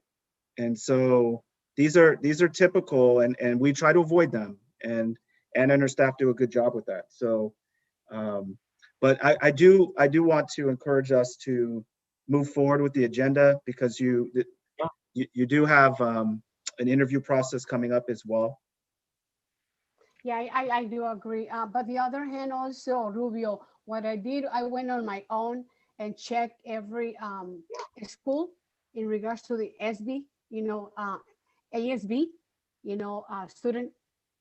And every school runs differently, but they all belong to the same group. So but I just going back on the agenda, Mr. Burns, just to retouch 4 years ago, WASCO did a report in the high school district, and it did show us in a writing document that there was something that has been going on in our district, too much money out of the pocket. So maybe we can talk about it in another meeting, but it's something that it should be brought to our attention. Well, I can say from my recollection that it doesn't happen habitually at any particular school site. It happens, and normally it happens with a very new person, and I think training is in order.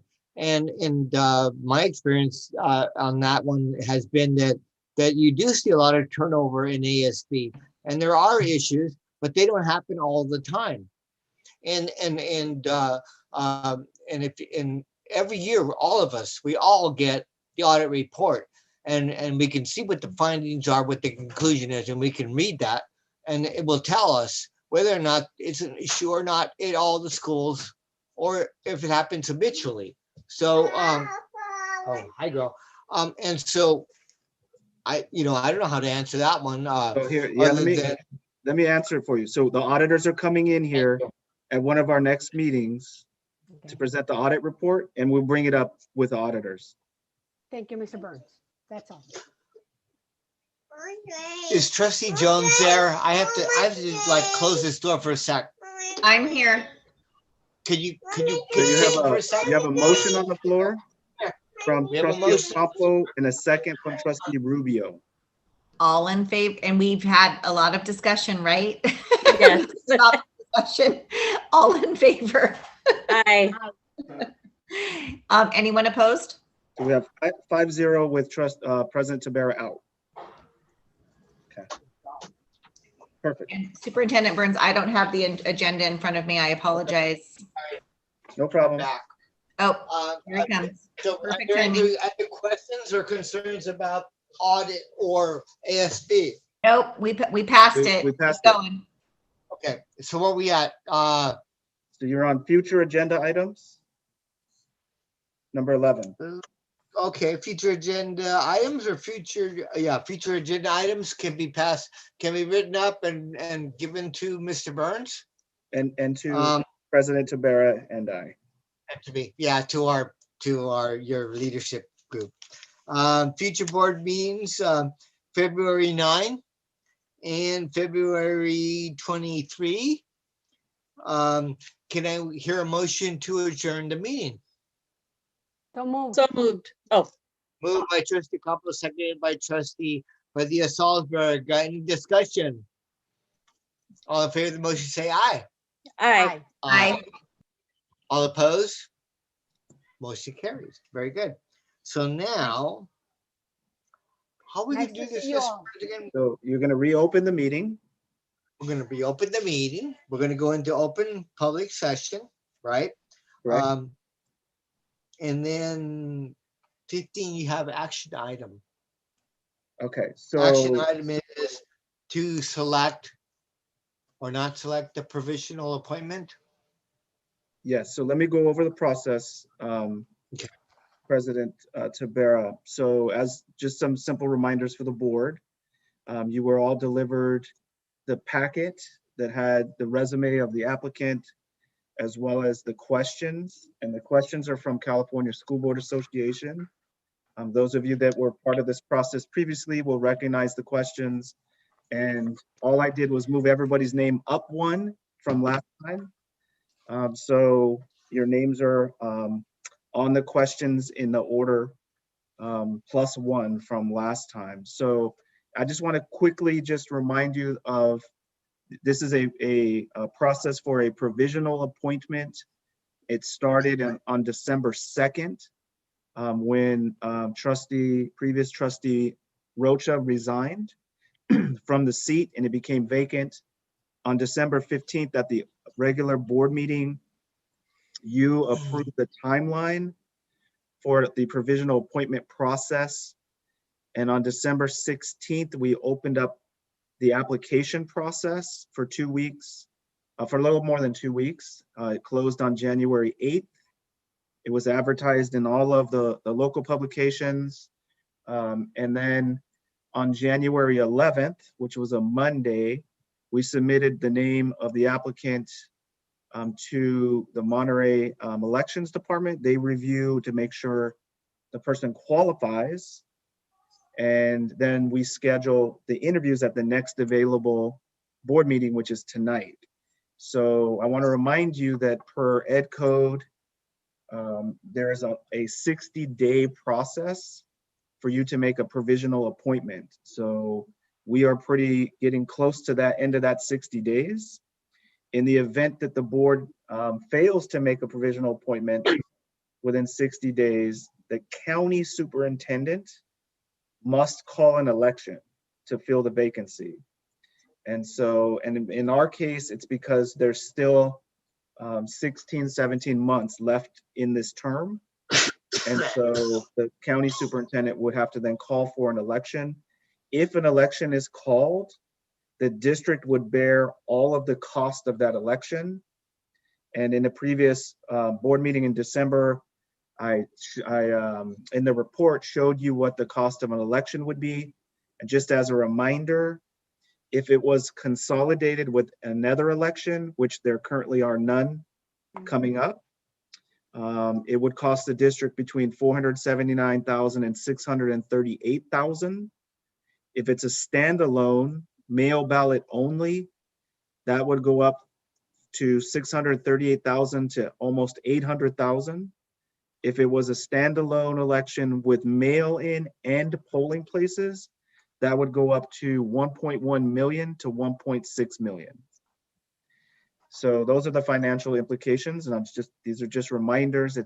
I didn't create the process. This is is Ed Code and also the elections department as well. So with that, I will turn it back over to President Tabera.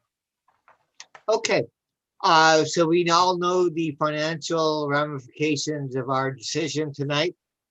I'm going to ask you all, would you like to ask your 2 questions, or would you rather do 1 question and then we'll do the run through and then you can ask the 2nd question? How do you want to do it? My questions connect, so I want to ask mine together, please. So we're going to ask our questions together? I believe that's how you've done it previously. I agree. Okay, I just want to make sure. We're okay. All right, then we'll start with Trustee Jones. So wait, where's the so yes, so I'm going to invite Tracy Felice, if you can turn on your camera there. Where's he at? Is he there? camera's on, but we're seeing a different view. It's upside down or something. Oh, yeah. It's upside down.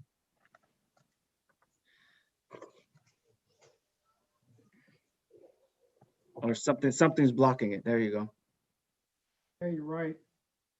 I think it's upside down, but I don't know. I see faces. It's like the I saw camera somebody. down. Oh, yeah, I see Yeah, somebody right find- there find- with the white shirt, find the- gray jacket, maybe. I don't know. I Oh, it's see upside down. somebody. It's upside down. It's the camera that's upside down. It's a loose camera. You're upside down.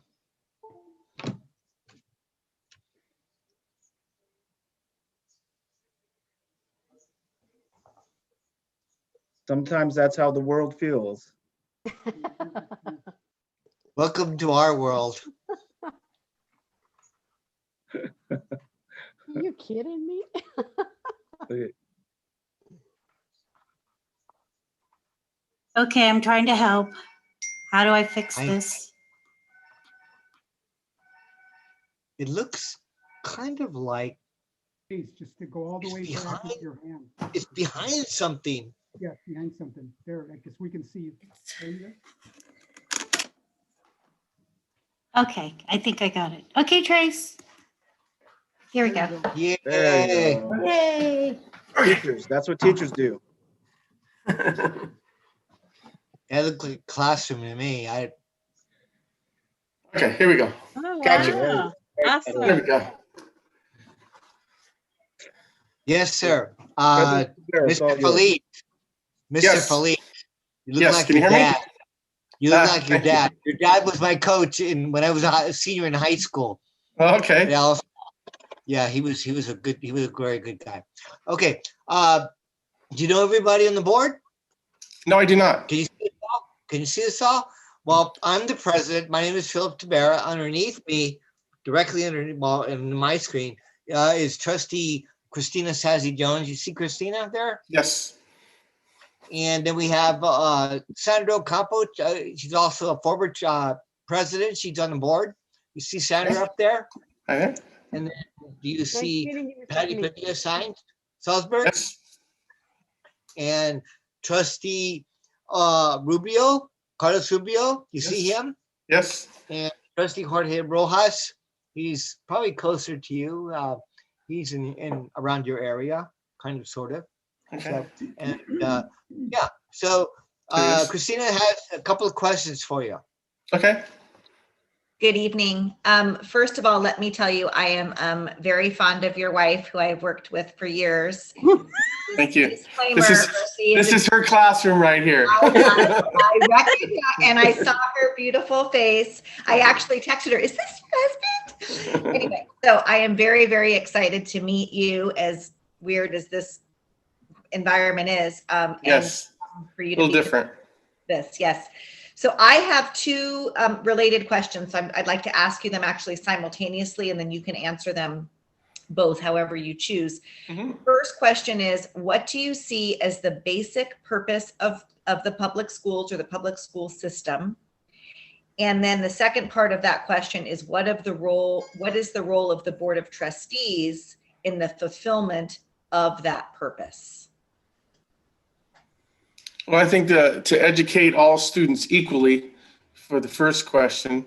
And then the second question is to make sure the district is doing that, and also with a little bit of equity too, to that, because everything is, people think equal is everyone gets the same thing, but that's not always, as you know, as being a teacher, that's not always the same.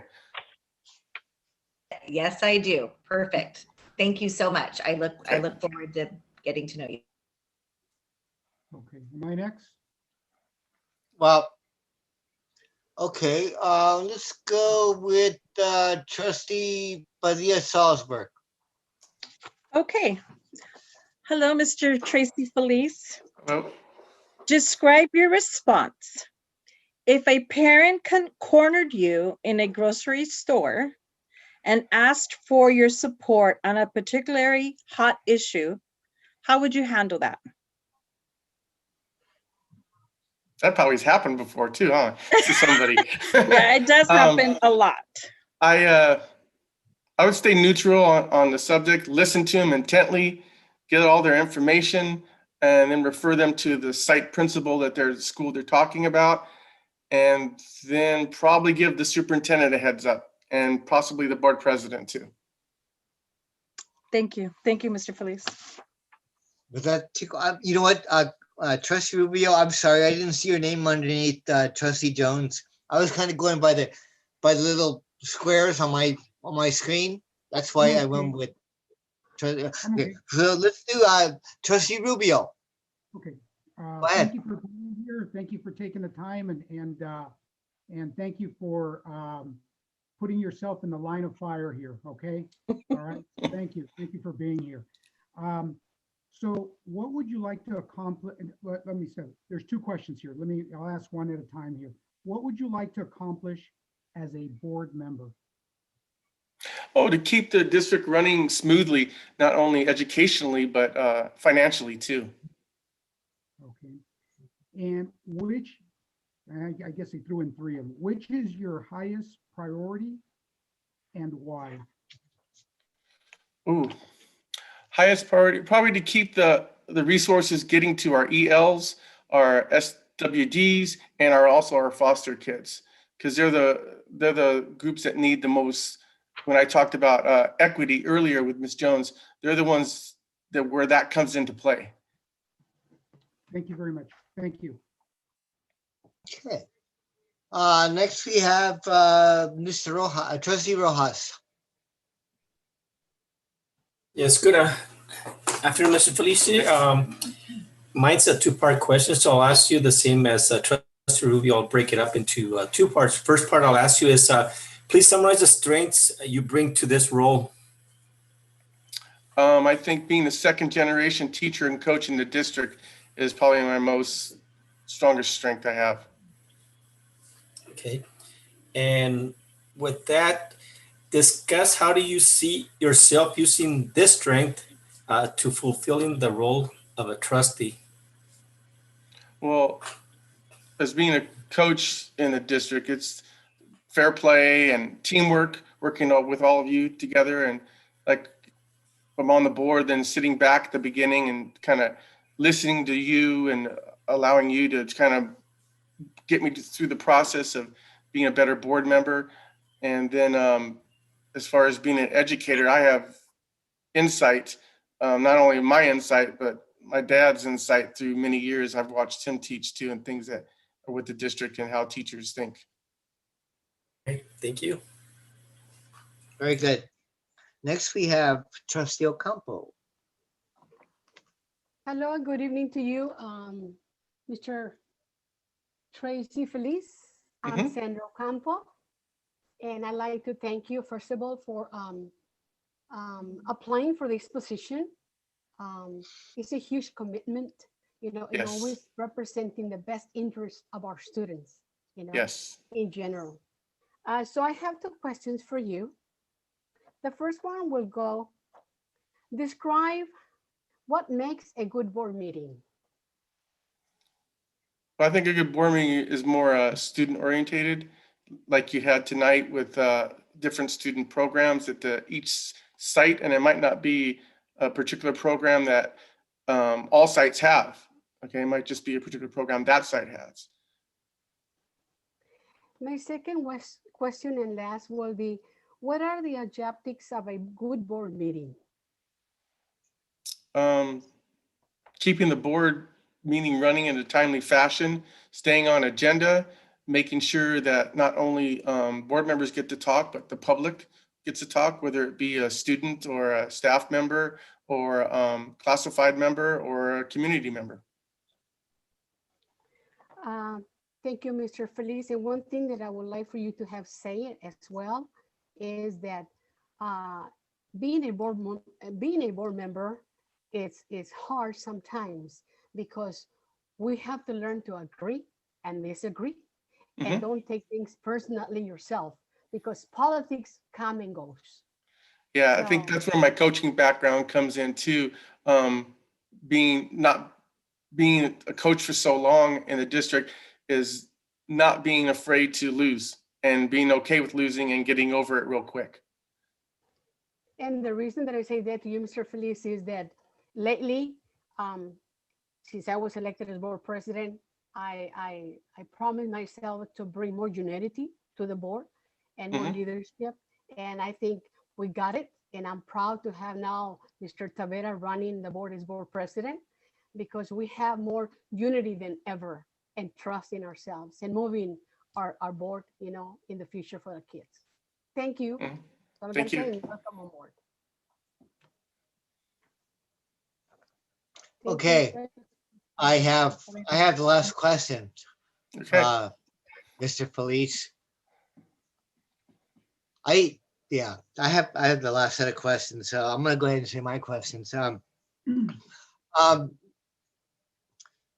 You've been with the district for a while, okay? 31 years. I know. I know. Identify a recent board decision that you felt strongly about, and describe how you would balance community concerns, student needs, state and federal law, staff considerations, and your personal values and beliefs to determine how to vote on the issue. I think the allowing the kids to train for sports, I think that was probably the decision that most hits my background too, with being a coach all the years and also a player in the district. So, and as far as all those parameters of community and everything, I think you're doing the right thing with the safety. I think that's a big problem. And if people don't understand, we're trying to keep all parties safe, you know, and that's a key, not just one little bit, you know. And I know kids aren't getting sick at a higher rate or a lower rate than other people are. So we've got to look at that too sometimes. Very good. I have the last question, the last one. This wraps up our questions. Okay. In closing, is there anything else that you would like to add? No, Went really fast, huh? I don't have any other questions. I've been at the district for a while. I know about how things run, and I was also a union negotiator, so I know how some things run with that too. So I'm pretty versed in the district. Well, you know, different soups are different. Yeah. You know, and different boards are different. So, you know, hey. I know there's going to be a learning curve. Oh yeah, there is. All right. Well, then I have to read my notes here. Then I guess the board needs to, Mr. Burns, we need to discuss the candidate, right? Yeah, so on your agenda, it's an action item, and you can choose to have a motion, a second, and to appoint, and then you can move forward with that discussion and eventual vote. Okay, I see Trustee Rubio's hand up. I'd like to And make a then motion. Trustee Ocampo. I'd like to make a motion to move. I'll it second forward. the motion. We have a motion. Okay, hold on a second. I And- have to hear the motion. I have to write it down. Motion is to. Well, I was just going to say that. Okay. Go ahead. We have a motion on the floor by Trustee Rubio with a second by Trustee Ocampo. Do we have discussion? Trustee Tabarrok, I just need for clarification. Trustee sir. Rubio, your motion is to, The What? discussion to bring him on board. okay, That's To it, appoint. bring him on board. That's. okay, Yes, like to bring you on board. okay. To a point, okay. Yes, And Trustee Ocampo, you're seconding that motion to appoint? Yes, Mr. President. Tavera. Okay. Perfect, thank you. All right. Do we have discussion? I just have a comment. Yes, ma'am. I am really excited to work with another teacher who also has union background and a sports background. So, Mr. Felice, I look forward to getting to know you. I'm a retired teacher. Well, once a teacher, always a teacher. I hate to break the news. Anyhow, look, really excited to hear that you were Rosie's husband. So looking forward to it. Thank you. Miss Trustee Rubio. So I just want to say again as a comment and thank you for coming up here. Thank you for for putting your paperwork in. There's a lot of people out there and doors open all the time. You decide to open this one and come on in and you put yourself at risk. And a lot of people out there don't want to do that. They don't want to put themselves at risk. And I'm glad you're doing it. I'm happy for you. I'm glad that the experience that you bring and so thank you. And I'm hoping everything. I hope you're part of us here soon. Thank you. Does anybody else want to say anything? I'm so confident. I would like to say something. I too am a teacher. Did you mean me, Christina, when you said that? Yes, Dude, now there's three of us. We're almost a majority. But I teach them after you all get finished with them.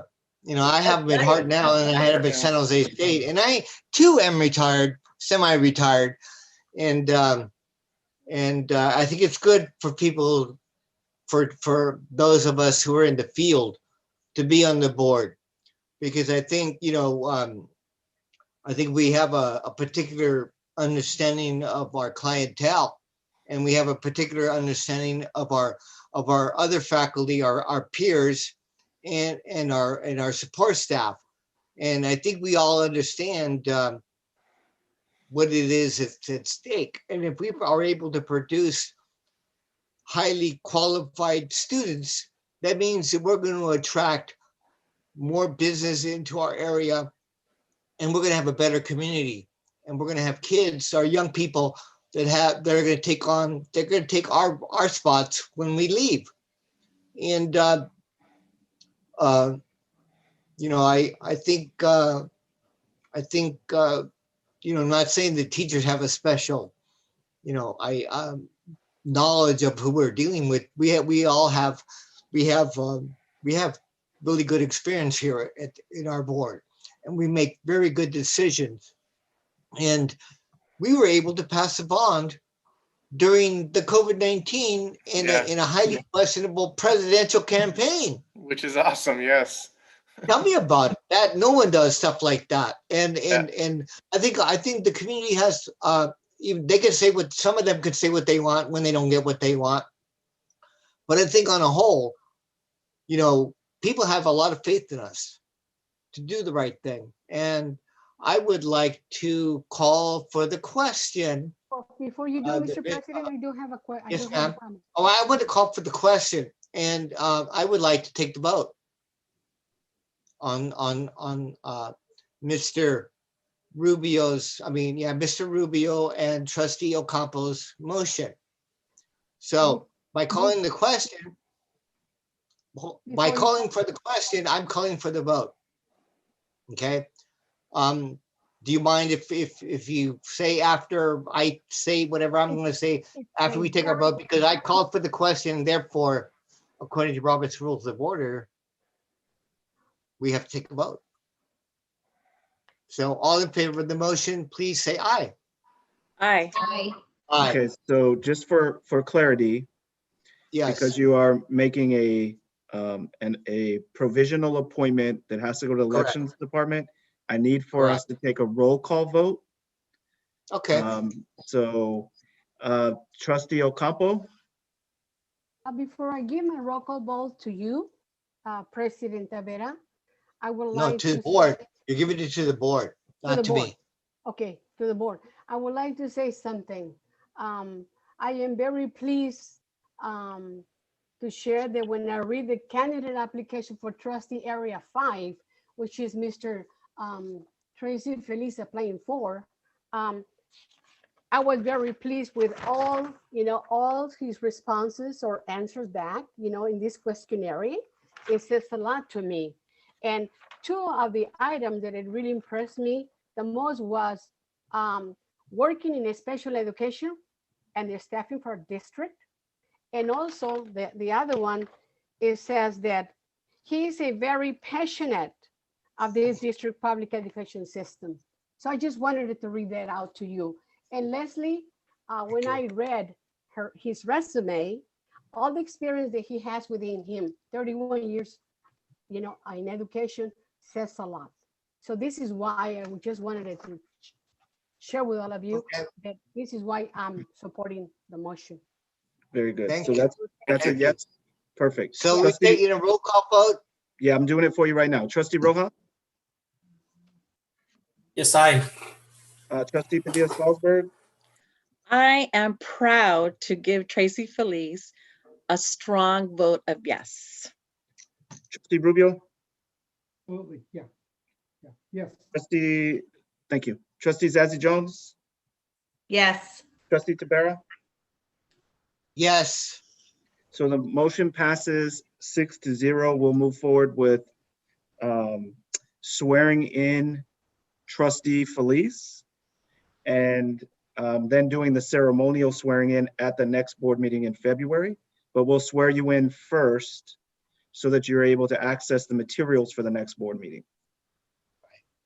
Okay. Yay! Woo! Congratulations. Okay. Do I hear a motion to adjourn So this moved, part? President Tavera. Meeting? Trustee Ocampo, Moved second by by Trustee Trustee Rojas. Ocampo, said yes. Okay. Welcome, Mr. Felice, to our board. Thank you. It'll be fun. Welcome. Yeah, welcome. Very good. Y'all have a good night. Stay safe. Thank you, sir. Everyone, God bless Thank We'll you. see you.